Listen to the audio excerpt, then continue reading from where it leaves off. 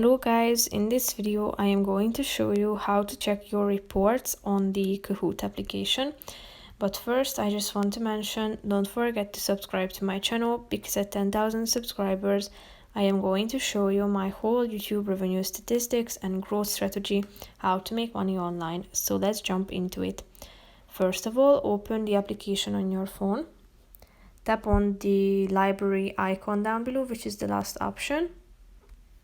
Click on reports, that's the second option, and here as you can see there are two categories: in progress, meaning that it's a Kahoot game that you have started playing with but you have not finished it.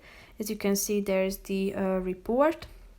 If you click on the my answers, you're going to see how many of the answers have you got right and how many you've missed. If you tap on the X icon in the upper left corner, you will be able to go back to the reports section. And if you tap on this week, you will be able to see your report on this next game that you have played with.